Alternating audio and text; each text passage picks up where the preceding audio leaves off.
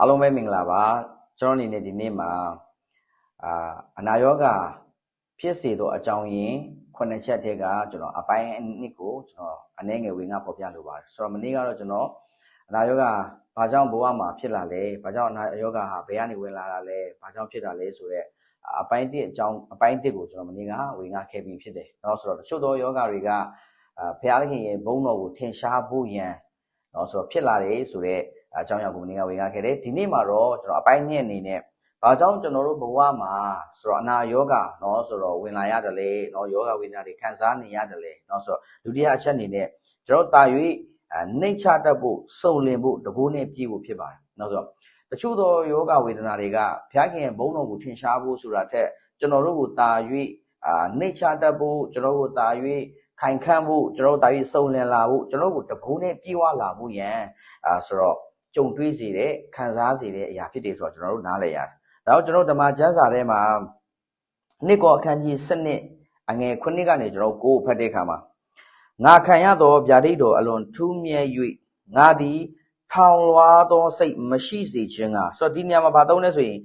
ငါခံရသောဗျာဒိတ်တော်သည်အလွန်ထူးမြတ်၍တဲ့ငါသည်ထောင်လွှားသောစိတ်မရှိစေခြင်းကတဲ့ငါကိုတန်ခတ်သောစာတန်၏တမန်တီးဟုသောတဲ့ငါကိုနဲ့စူးသောစူးကိုပေးတော်မူ၏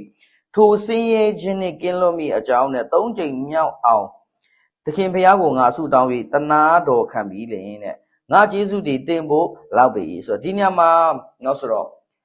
ပေါလုပြောတဲ့ຢာကငါဒီထောင်လွှားသောစိတ်မရှိစေခြင်းကတဲ့နော်ဆိုတော့ထောင်လွှားသောစိတ်မရှိစေခြင်းကဆိုတော့ငါကို၌စူးသောစူးကိုဆိုတော့ပေးတယ်တဲ့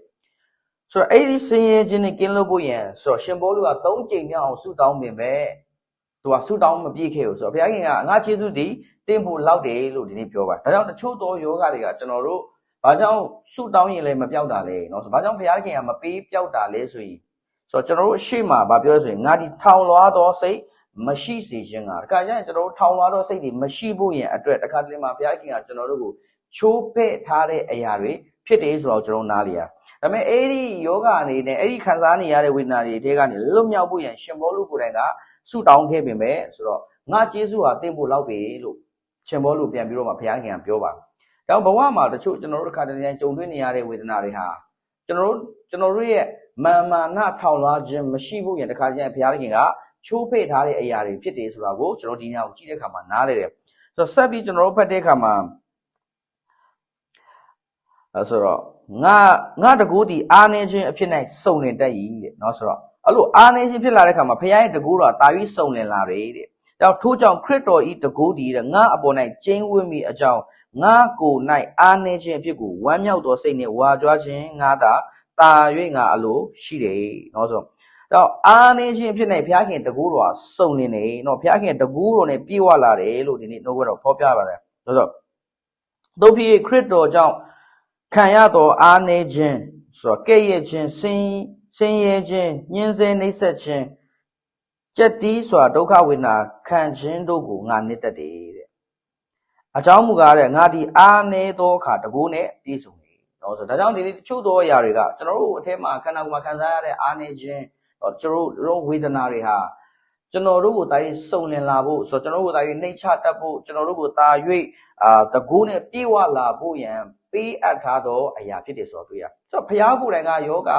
ခံစားနေရတဲ့ရှင်ဘောလုခံစားနေရဝေဒနာမသိတာမဟုတ်ဒါပေမဲ့ဆုတောင်းရဲ့သားနဲ့ဆုတောင်းတာငါကျေးဇူးဒီလောက်ပေးတယ်လို့ပြောကြတဲ့ကွာဘုရားသိတယ်ဆိုတော့တွေ့ရဒါကြောင့်ဘုရားခင်ကပေးမပြောက်ဘူးဘာကြောင့်လဲဆိုတော့တာပြီးနှိမ့်ချဖို့တာပြီးစုံလင်ဖို့တာပြီးတကူနဲ့ပြည့်ဝလာဖို့ရင်ဖြစ်တယ်ဆိုတော့ကျွန်တော်နားလေရအဲ့ဒါကိုကျွန်တော်ကြည့်တဲ့အခါမှာရှင်ဘောလုဟာတော့ဆိုတော့ဘုရားခင်ကြီးမားစွာအသုံးပြုတဲ့လူတစ်ယောက်ဖြစ်တယ်ဆိုတော့ဘုရားခင်သူ့ကိုဟာသူ့အားဖြင့်သူ့ရဲ့လက်တော်အားဖြင့်เนาะဆိုတော့ဘုရားခင်ကြီးမားတဲ့နမိတ်လက္ခဏာတွေလူများတွေကိုမြောက်များဆိုတော့သူတွေကိုအနာရောဂါတွေငြိမ်းခဲ့တယ်ဆိုတော့တွေ့ရတိုးတော်လဲသူ့ကိုယ်သူတော့အထဲမှာတချို့ခံစားနေရတဲ့ဝေဒနာတွေရှိတယ်ဆိုတော့ကျွန်တော်တို့နားလည်ရပါတယ်ဆိုတော့ဒါတွေကဘာလဲဆိုရင်ကျွန်တော်ဘဝမှာဘုရားခင်တစ်ခါတည်းအသုံးပြုလာတဲ့အခါမှာဘုရားခင်ကြီးမားတဲ့အမှုတွေပြုလာတဲ့အခါမှာမာနတွေမထောင်လွှားဖို့ရန်တစ်ခါတည်းမှာဘုရားခင်ကကြိုပြီးတော့မှကျွန်တော်တို့ကိုချိုးဖဲ့ထားတဲ့အရာတွေဖြစ်တယ်လို့တစ်ဖက်မှာကျွန်တော်ပြန်ကြည့်တဲ့အခါမှာကျွန်တော်တို့တာ၍နှိမ့်ချတတ်ဖို့စုံလင်ဖို့ရန်ပြီးတော့မှတကိုးနဲ့ပြေဝလာဖို့ရန်ဘုရားခင်ထည့်ထားပေးထားတဲ့အရာဖြစ်တယ်ဆိုတော့ကျွန်တော်တွေ့ရဒါကြောင့်ကျွန်တော်ဘာကြောင့်တစ်ခါတည်းမှာကျွန်တော်တို့တချို့သောယောဂတွေဟာဘုရားခင်ရဲ့ဘုန်းတော်ကိုထင်ရှားဖို့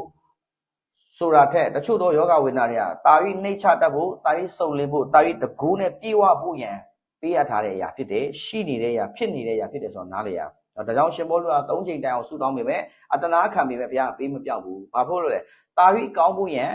ဖြစ်ပါတယ်เนาะဆိုတော့တာပြီးစုံလင်ဖို့ရန်တာပြီးခိုင်ခန့်ဖို့ရန်တာပြီးနှိမ့်ချတတ်ဖို့ရန်တာပြီးတကူးနဲ့ပြေဝဖို့ရန်ဖြစ်ပါတယ်เนาะဆိုတော့ဒါကြောင့်ဒီကြောင့်ကိုကျွန်တော်တို့နားလေရပါကျွန်တော်ဂလာတိအခန်းကြီး43ကိုဆက်ပြီးဖတ်တဲ့အခါမှာငါဒီကိုနာခြင်းယောဂနဲ့တကွဧဝံဂေလိတရားကိုသင်တို့ဟာအထက်ကဟောပြောကြောင်းကိုသင်တို့သိကြတယ်တဲ့ဆိုတော့ကိုနာခြင်းယောဂဝေဒနာနဲ့ဧဝံဂေလိကိုသင်တို့ပြောတယ်ဆိုတော့သင်တို့သိတယ်တဲ့ဆိုတော့ဒီညမှာပြောရဆိုရင်သူဟာရှင်ဘောလူဟာအနာယောဂဝေဒနာခံစားနေရ